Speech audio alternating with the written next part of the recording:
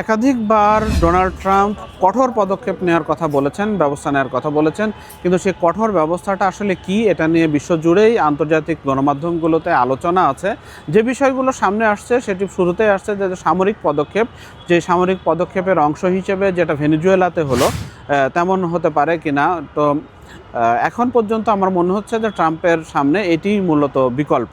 তবে সেটা কোন পরিসরে হবে, যে শুধুমাত্র ইরানের শীর্ষ নেতৃত্বকে করে দেওয়া বা নাই করে দেওয়া, এটা হতে পারে।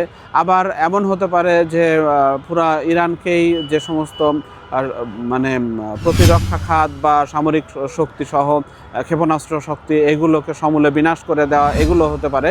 আবার বিরোধীদের অর্থাৎ সরকার বিরোধী বিক্ষোভকারীদের পৃষ্ঠপোষকতা দেওয়ার মাধ্যমে শাসন উৎখাত করা, সেটি তো দীর্ঘদিন ধরেই চেষ্টা করে আসছে, কিন্তু সেটি আসলে সাফল্যের মুখ এখনও দেখছে না। এবারও আমরা দেখলাম যে সরকার বিরোধী বিক্ষোভ তুমুল আকারে ছড়িয়ে পড়লেও শেষ পর্যন্ত সরকার কঠোরতার মাধ্যমে, দমনপীড়নের মাধ্যমে পরিস্থিতি নিয়ন্ত্রণ করতে সক্ষম হয়েছে।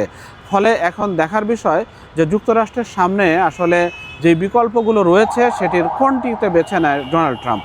তার সামনে সামরিক হামলা, ভেনেজুয়েলার মতো তুলে নিয়ে আসা, তারপরে বিক্ষোভকারীদের পৃষ্ঠপোষকতা দেয়া, সাইবার হামলা, গোয়েন্দাদের মাধ্যমে অন্তর্ঘাতমূলক কার্যক্রম, এই সবগুলো বিকল্প নিয়েই ভাবছেন ট্রাম্প, এমনটি জানাচ্ছে আন্তর্জাতিক গণমাধ্যম।